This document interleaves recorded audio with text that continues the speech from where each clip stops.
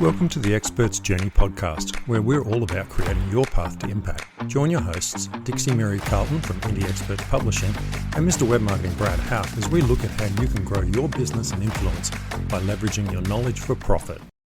You don't get to decide what you're known for. The market does that for you. You can be clear in your own head, confident in your intent, and proud of the work that you do, but yet still be remembered for something entirely different. Reputation is built from repetition, not by explanation. And most experts never stop to check what they're actually reinforcing. So here's a question that matters. If three different people describe what you do, would they say the same thing, or would each version drift in a different direction? In this episode, we're going to look at the gap between intent and reality, how to audit your reputation without awkward conversations, and how some of your content may be quietly working against the positioning you want. Good morning, Dixie. Good morning, Brad. Well, that's quite a lead-in. What a lot to think about for everybody today. Yes, the reputation question. Absolutely. And what you're known for. So that brand clarity thinking, I think, is kind of the key word we're talking about here. We all think that we're known as this person. And then you talk to three different people and they see you three different ways. So that indicates to me that we don't have a really clear message that's being over and over again. Get this person because they're really good at leadership, or get this person because they're really good at that.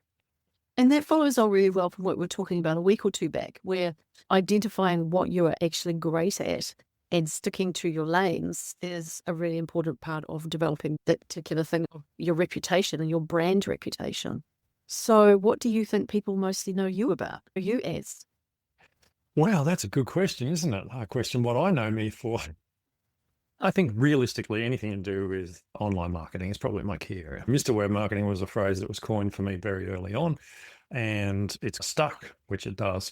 So I'm known for SEO and getting websites so that they get traffic. And that applies across your whole business realistically, because you want consistency, not only in the marketing that's on your website, you want it to be reflected in the one sheet that you give out and information you give out to people when you're on stage and in the back of your books and in your ads. There's that consistency of messaging. So for me, it's that. For you, I'm going to guess it's something to do with books. Yes, they don't call me the word witch for nothing. It's all about books and words. And I think for a long time, I've been known as that publishing person. And that used to bother me because at times early on in my career as a speaker and author, I wanted to be known more as someone who was involved in marketing, and marketing being the key area of the books and the publishing. It's taken a long time for it to all cement together and for me to be the book marketing and publishing specialist. And I'm confident that's how people think of me now, is that's the horse that I ride into battle. I'm not someone who's guilty anymore of having one bum on two horses. But it has taken a while to really think about it and cement it. And I think the critical thing that we're talking about here is how we establish that brand and make it visible, evident, and well understood by people who are looking at us. Absolutely. And look, you can run away from your brand a bit like you did, where you wanted to be more marketing than publishing, even though that you do all of those things. But people have that perception of what you do. And I do this sometimes when I'm working with clients on SEO. They'll talk about, I'm this. I'm a landscape architect is my favorite example. But most people are looking for a gardener. As time goes on and words change, yes, you might be found for that, but you've got to look at what the market actually uses to describe what you do. It's a bit like, I'll always be Mr. Web Marketing. Even though I do lots of work in AI, for me, it's about getting your message clear, doing your SEO and creating content ongoing. Very simple, and that's never, ever changed. So, you need to accept the names that people give you and embrace them, because there's generally a reason why people see you that way. And it's often because it's easy to tell someone else. Yes, well, I think that's the critical thing. You can wait for people to help you identify where your strength is in this branding issue. Because if you ask people, or what do you think I do? And they tell you something different, then that's a really clear indication that something's off. But if you personally are struggling with, well, I do sales and marketing, or I do leadership and team development, or I do publishing and marketing. So if you are confused, then your market is probably even more confused. But if you go to them and say, so what do you think I do? Most people will tell you, and that gives you some really good material to work with. Okay, so you think that I'm someone who specializes in working with teams. Is there a particular kind of business that you would think that I mostly work in? Well, I know that you work a lot with construction and teams that are working in construction, and, how to get the plumber talking to the electrician and talking to the architects. Cool. So you work mostly in confidence building and communication with teams in construction. That's a really cool niche to own. How do we make that sound sexy? Yeah, exactly. And I think that's the key thing. You got to look at this on multiple levels. The first level is, what do you talk about? What are you an expert in? And it might be, as you said, leadership or team building. But then you start to dig down at what makes you unique in that area. And so you're digging down and you're looking at it and you're going, okay, well, what makes me unique is actually I'm really good at working with construction. And so now you're working at that level, but it might be, say, small construction companies too, not large construction companies. And that brand clarity that you get as you dig down becomes really important, because that's what sets you apart from your competition. And that's what makes you viable, is that you are notably different from everyone else. One of the biggest mistakes I see on people's websites is they all say the same thing. You go to an electrician's website and they say, we do this. And then you go to the next one, they say, we do this. They're exactly the same. So how do you tell them apart? How do you know which one to hire? Because the uniqueness is not there. So when I'm working with anyone, whether it's in their publishing or their books, or just even going back to basic marketing, which always applies to speakers and their books, is that I ask this simple question: who is the market that you most prefer to serve? Is it these kind of people or these kind of people? Well, if you know who that is, then you can move to the next thing and say, well, I do this. And then I will ask, yes, but what do you do that is in addition to what your competitor does? So then you get to the point where you can say, for example, going back to our example that we've been using, well, I work as a coach in communication with contractors. My market is the construction industry, small or large construction industry. I do this, and in addition, or most people do this, and in addition, we do that. So, for example, most construction company consultants will work on their contract skills, but we also do the communication strategy. So you figure out what is the "and we also do" part. So yes, you need to go through a process to get all of this really clear. Work out, well, who are you? What do you think you do? What do you think everybody else thinks you do? Ask them, and then figure out, so we do this, but then our icing on the top of our cake is this as well. And that's not what our competitors are doing. And when you can get really clear on that, then you have something to talk about when you're doing your marketing. But a lot of people go straight bang into, oh, we'll just get AI to write up what we do, or we think we do construction, or we think we are coaches or consultants in this particular industry or part of construction, for example. When you've got real clarity around the nuts and bolts of the specialist stuff, then you have something really powerful to write about and position. Yeah. And one of the hardest things is working out what that is, as you said. How do you do that? I mean, you can ask people, you can interview people. There's lots of things you can do, but what you need to do is actually get someone who's outside of yourself to do it. I think that's the biggest mistake, is we sometimes will sit there and try and make those decisions for ourselves, when if you get someone outside of you to ask questions, you'll actually get different response. And I found that lately, because I do this brand clarity blueprint now, where I interview people for about an hour about their business. And we go right back through their business to where they started and all this other stuff. And what comes out of that is completely different to often what they're telling me. But the stories then indicate who they work with best. And all these things come out of that. So you don't want to sit there and try and do this thing on your own. Yes, you can do it, but it's probably not going to be as effective as sitting down and working with someone else outside of your business, even if it's a friend, to get different ideas. The problem with working with a friend, and yes, it's really easy when you're in startup mode, for example, to say, well, I'll just have a conversation with my friends and I'll see what my accountant thinks I do, or see what my lawyer has to say, or what my teacher has to say about what I do. You can talk to your friends, but actually working with a specialist coach will get you there faster, and that coach will know exactly what kind of questions to ask to get you to self-identify where your strengths are. I've been coaching for 23 years. I'm a real fan of working with coaches and mentors too. Not everybody wants to pay the money to do that, but you fast track your whole ability to get where you need to be far more completely if you're working with someone who's a specialist and asking the right questions, or an interviewer, someone like yourself who's interviewing people and saying, so tell me more about this. And a lot of friends don't like to go deep.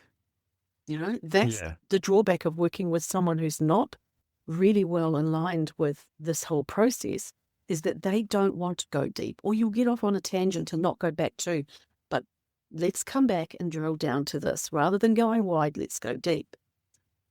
Yeah, absolutely. And I think the questions I ask to do this sort of work are quite in depth, and they can be confronting sometimes too, which is a little bit of fun. But in the end, you end up with a report of about 50 pages. Whereas you ask questions and you get someone else to ask questions of, you're probably going to get a one sheet of answers, and you're really not getting the depth that you think you should. So definitely bringing in an expert for this sort of stuff is really important. And that's certainly something I've learned along the way. I remember once I was looking at setting up a training organization, which I did do. And I actually brought in an expert who went out and then interviewed the market to find out whether there was a need for that training. And that was eye-opening to see what the market said. And it's the same when it comes to yourself, bringing it internally.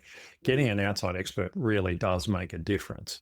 And it can be life-changing when you get that information, because suddenly you realize, oh, I am so different to everyone else, but this is how I need to say it. And here's the stories, and here's the examples and things like that. So you're right. Having a coach is super important. Yeah. And for anyone who's suddenly terrified at the idea of having to read a 50-page report, you might have a 50-page report that comes out of a very in-depth process.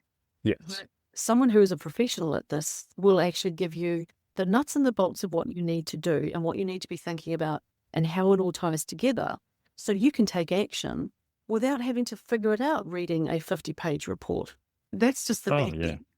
Absolutely. That's just the in-depth part. You then pull out the more compact stuff, the duck's guts, as we call it. Yeah, the duck's guts. And honestly, there may not be 50 pages. In most cases, it's more like 10 or 20. Just in case there's anyone out there listening and thinks, wow, I couldn't possibly think about a 50-page report. Exactly. You want to get to the duck's nuts, and you want to be able to use the material that has come out of that process quickly and effectively. Absolutely. And the other thing is too, when you're looking at this stuff, you need to go through your existing content that you already have and look at what are you already pushing out? What are you doing that actually contradicts what you're trying to achieve? We always talk about having one message through things, this underlying message that you try and push out.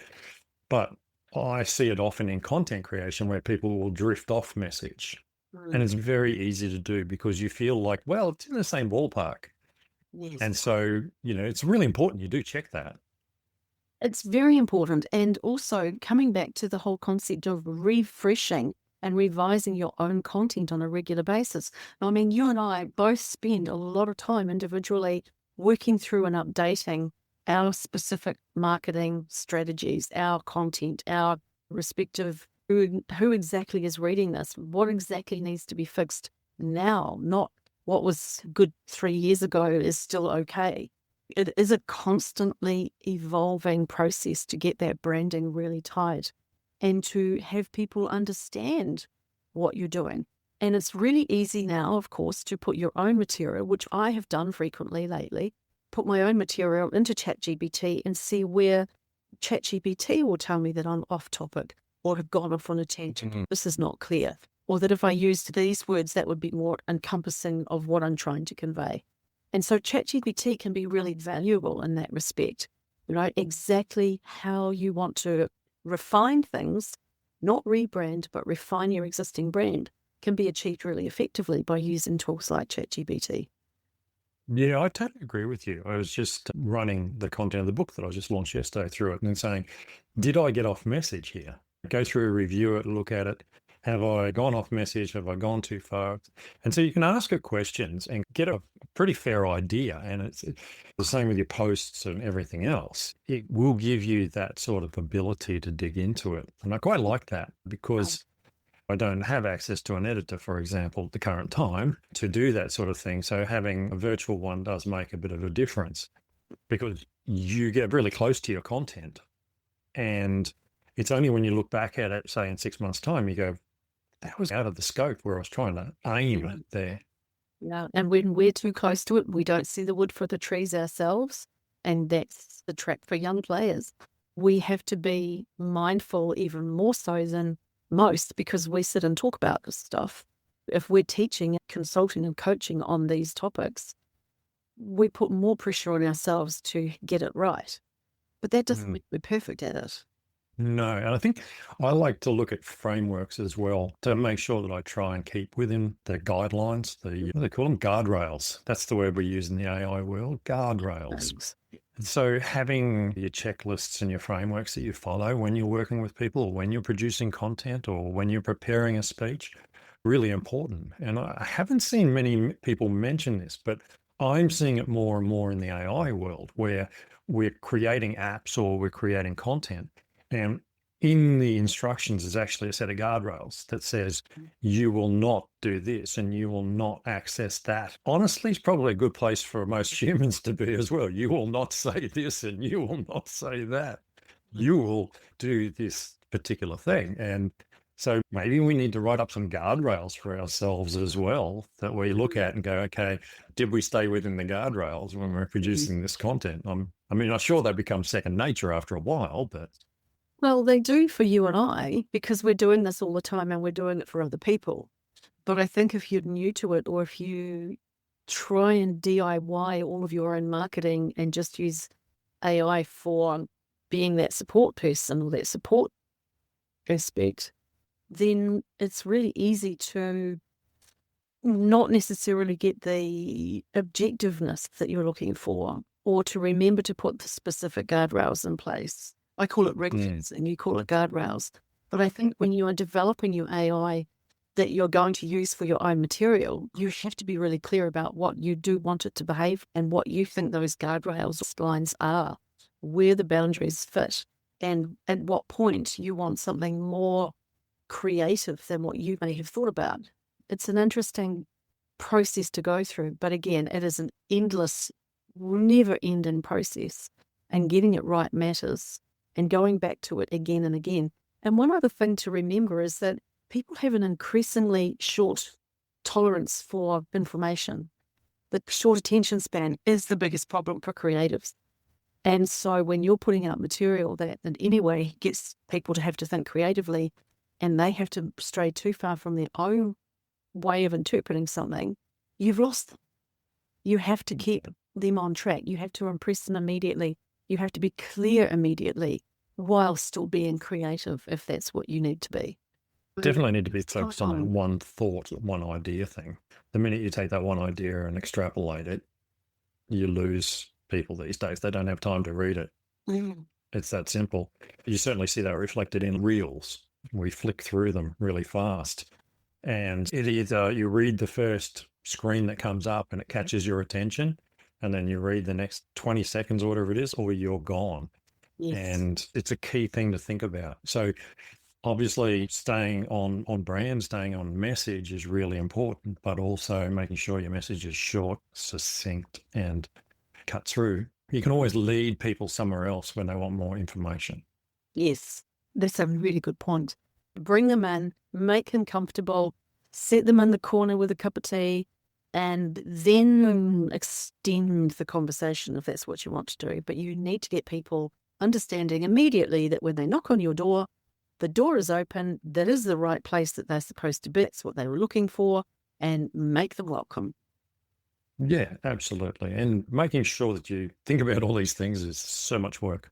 I suppose if we break it down and we look at how we're connecting with people, then we can focus on where we start. Do most people connect to us through our website? Do most people connect to us through Instagram? Or is it on stage? Whichever it is, then we need to start looking at that and then working through that. But trying to do it all at once, of course, kills you.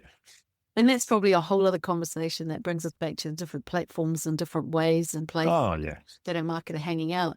But yes, it is a big mission. And so working with someone like a coach, either of us, is obviously going to help people who are stuck in this area.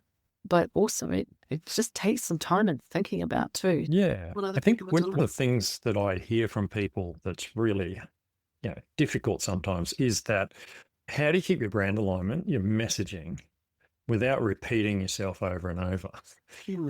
Because obviously, as you tighten down on who you're talking to, I help these people do this in this way, like we were talking about with construction industry before. You want to keep that at the forefront so that it's cutting through all the time. But how do you say it in different ways so you're not repeating yourself? Because you obviously think, okay, well, how many people see me who are new, never seen me before? And how many people are seeing me again, but haven't contacted me to work with me? So there's this real dichotomy sometimes.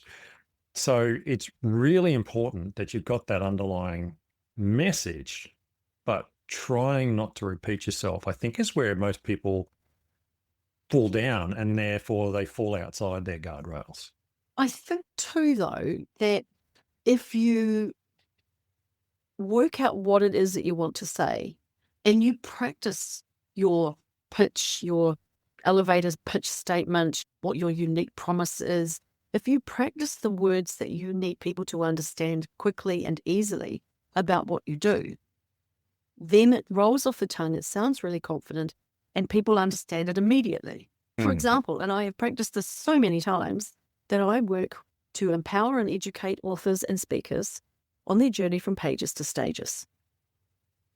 Yeah. And that makes people go, oh, I love that pages to stages thing. Oh, that's interesting. So they understand immediately who I work with, what my attitude is around empowering them and educating them. These are the parameters of what I do from pages to stages. So it's something that I've refined and worked on, and I can now deliver very quickly and succinctly. And if I'm stuck in an elevator with someone from one floor to the next floor, I can say it in that amount of time and engage some interest if that person's interested in what I'm talking about. You've got to think about refining and then practicing and using the right words, working with someone who will give you the right words, working on your own isms. What are the things that you specifically always say that make people remember you, that make them lean forward and say, oh, that's interesting. Oh, I like the sound of that. Yes, that's a very cool quote. Whose quote is that? Oh, it's my own quote. Well, I really like that quote. So when you stand in your power, you light up dark corners is one of my quotes. I now say it very easily, very succinctly, and people say, oh, I like that. But it took a long time to get to the point where I could do that and sound really confident and maybe even sound like I was quoting Oprah when I say it. It's not Oprah's, it's mine. It's something that is a critical part of marketing and understanding your branding that says, I am confident with what I do. I know how to say what I do. I have maxed this out. I have worked the words. I know exactly how to bring this into a 8, 9, 10 word sentence that I don't fall over on now. And absolutely part of marketing. Yeah, look, having that little phrase, the elevator speech, whatever you want to call it, is really important. There's no doubt about that. But also the trick is, how do we make sure we bring that through on every piece of content that we produce for our website, for our marketing? And how do we say it without saying the same thing every time, other than to say, if you're in construction and you need help, please call me. Yes. That's where I think a lot of people get stuck, and that's why they don't produce content, because they feel like they're repeating themselves. And it's not easy when you're trying to produce regular content. So working with someone to look at that, or looking for examples. I always go and look on Instagram, for example, and see what other people are doing that I click with straight away and go, okay, well, that worked on me. Is there a formula they've used there? How have they done this? How come they produce content every single day? It all seems different, but I'm still drawn to them for this one reason. if I want to write a book, I'm going to go to Dixie. So how do I tie that together? So it's worth going out and looking at other people, and not necessarily, to be honest, the people you would consider experts or whatever in the field. Look at who's getting the followers. Look at who's getting millions of views and see what you can learn from watching them, because there's people out there who we've never heard of, that Yeah. we'll never see on a stage, and yet they have massive audiences. So they're doing That is something right. true. Yeah, it is so true. That's a great place to bring this to a conclusion, I think, because now I'm curious to go out there and start just having a look and see what other people are doing in my space. Oh, look, it's always interesting to find out what other people are doing, because while we're doing one thing, other people are spending hours and hours refining that thing that they do. So Yeah, a lot to be learned. for sure. Well, if this episode has you thinking about writing a book, but you're not sure how to shape your ideas, structure your thinking, or turn your expertise into something people actually want to read, reach out to Dixie via indieexpertspublishing.com. She'll help you turn what's in your head into a clear, compelling book that builds authority the right way. And if you're doing the work but not getting enough clients, you need to start with your clarity. When your message is clear, everything else works better. And that's where I come in. The Brand Clarity Blueprint helps define what you're really known for. Then we use SEO and AI-driven content to amplify that message consistently so the right people find you. And don't forget to give us a review. Reviews are the big thing that we're looking for on our podcast right now. So please take a moment, if you've loved what we've had to say, just click that review button and give us 5 stars, of course. Absolutely. And please share with other speakers and experts so that we can help more people. We'll catch you in the next episode.